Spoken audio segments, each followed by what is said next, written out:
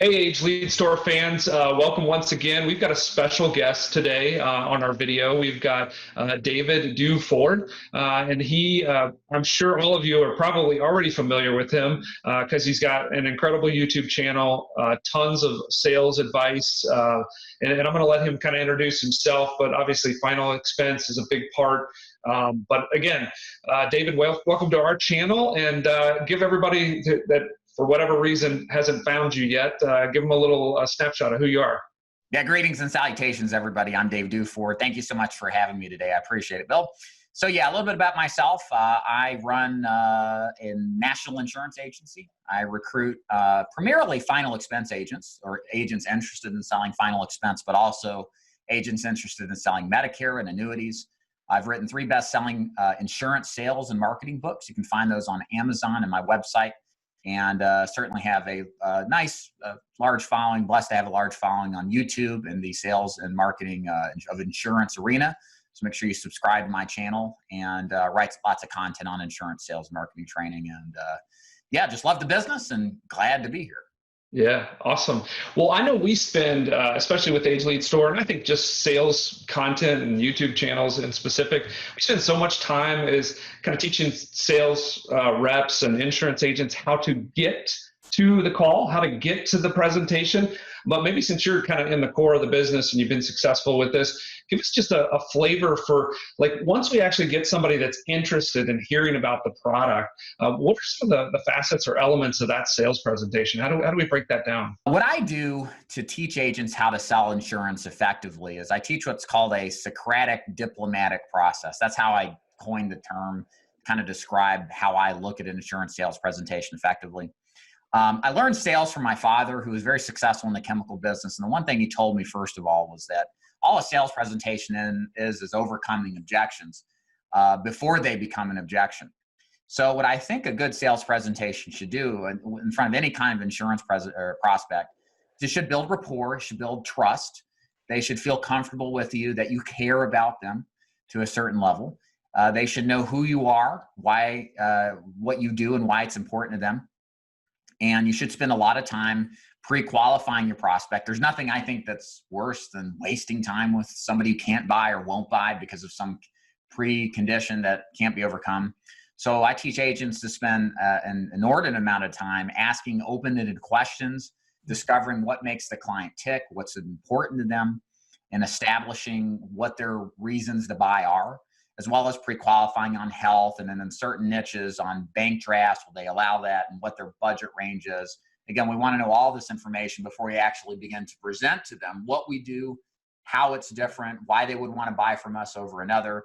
And then the final part, which I think we'll talk about later, is the least important in my mind, is how to close, how to ask for the business and rebuttal any sort of objection. So it's a process that is low key. It's not high pressure. It's more it's more from an advising standpoint than it is from a high pressure standpoint. So the client feels like you're selling in their best interest, and you certainly are if you do it the right way. But you win the business in a way that clients appreciate what you've done. You've slowed down, taken them through the process of what insurance is, how it's important, and why they should buy it. And they willingly want to do business with you, not because you're pressuring them, but because you have educated them and they feel like you're working in the best interest. So that's how I teach insurance sales, which most people prefer than just badger the prospects to death. Yeah, no, I think so often, like in sales training, like we have all the kind of these systems and methods and processes, and we get scripted, and we just forget to kind of have, just a casual conversation with somebody. People love to talk about themselves, just have a regular discussion. And one thing that you kind of said there specifically, and I just want to make sure, all of our viewers kind of get it, is you said kind of there's like a very specific and kind of most important step of that, and that not being closing. I think so many of our scripts and everything are kind of shoving to that closing. We've even got, I know some training that I've been a part of where they're always talking about, we want to constantly, pivot and trial close and pivot and trial close. And so you do it differently. So give me that highlight that's not driving towards the closing. Yeah, so closing is important. It's not that it's not important. It's just not as important as pre-qualifying your prospect. Guys, if you take anything away from this interview, it would be this. You've got to get good at asking really good questions. As Ben Feldman would say, disturbing questions. You should have the client be able to picture the hearse backed up against the front porch. And that's not in a high pressure way, but you should have them imagine and visualize and see themselves in a position where not owning your insurance product is going to cost them dearly.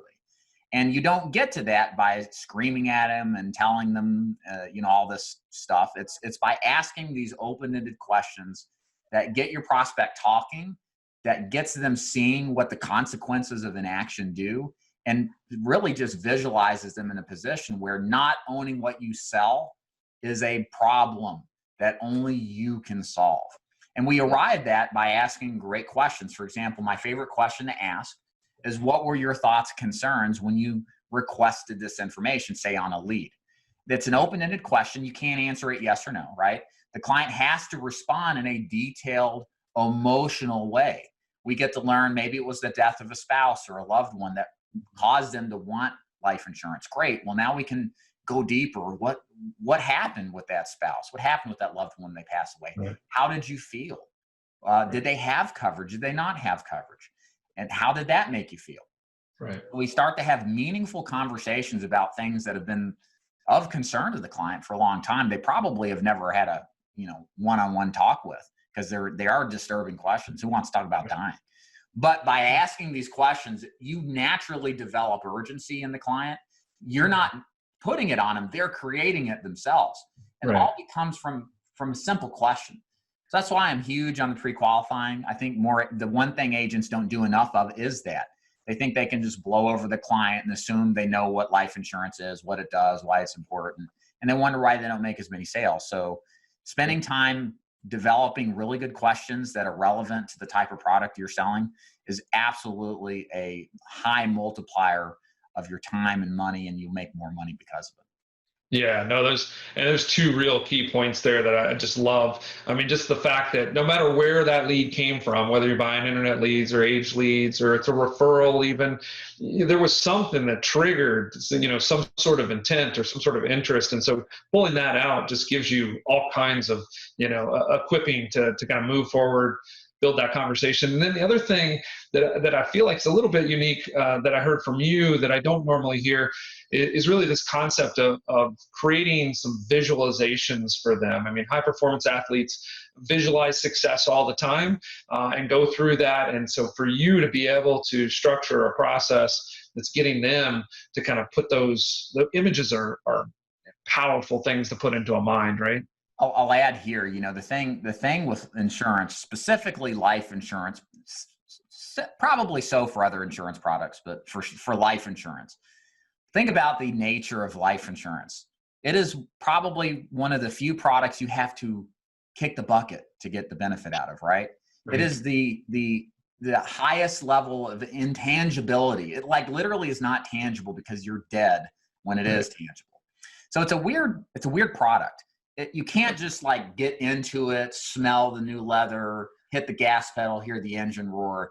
There's no feelings and emotions of immediate gratification, right? Right. So you have to substitute or insert ways to get to understand, to draw your client into it on a more emotional level.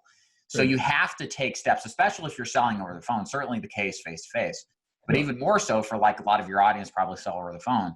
You got to do things like use imaginative language. You have to literally say, imagine what would happen if you died tomorrow, Mr. Prospect. What would happen?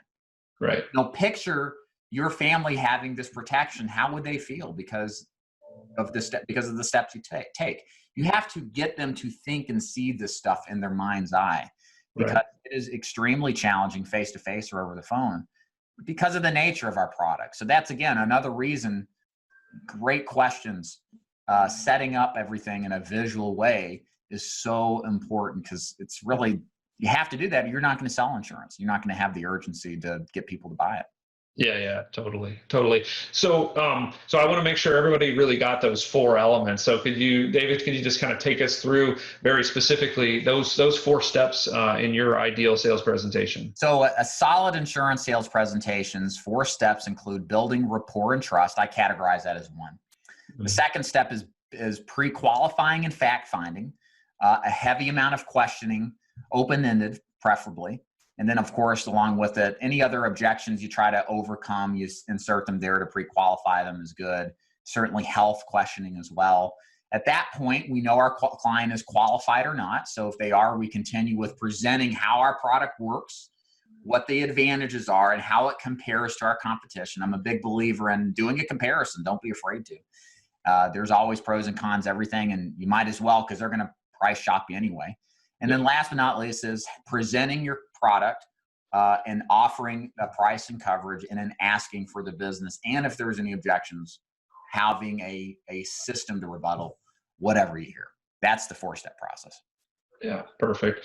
Well, I know, David, you've got a ton of information, insight, experience behind you, and I know all of our listeners and people watching this on YouTube are going to want to find you. I know I've watched a lot of your videos and give so many different ideas. So for our life insurance agents or final expense agents, and quite frankly, any of you agents out there that are just trying to figure out sales in this space, where can they find you, David?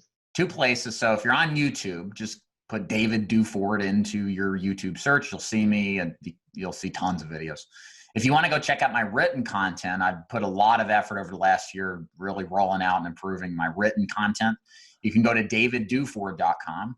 I've got lots of free training articles on a variety of different industries, other products and programs as well. If you're interested or looking for an IMO to join, and you want a partner that will respect your independence and treat you fairly, make sure you check out what I have to offer there. That's my main line of business. That's my main interest in the insurance business, is building a national agency. So you can go there. You'll see a green arrow or a button that says Join Dave's Agency. That's how you find out more, and would love to speak with you. Yeah, for sure. And you definitely, that's a huge part of this business, is really having the support and the infrastructure around you. Kind of going this it alone, especially if you're new to this. David's got a great video where he kind of sits down with his family and kind of talks through that. Boy, there's something to be said to get inside of a high quality agency as you start to figure things out. So definitely visit David Duford on his site.com, and of course YouTube. I can't say enough about his YouTube channel. Yeah. Thanks, David, for being there. Thanks, Mel. Appreciate your time. Y'all take care. Thank you. See you.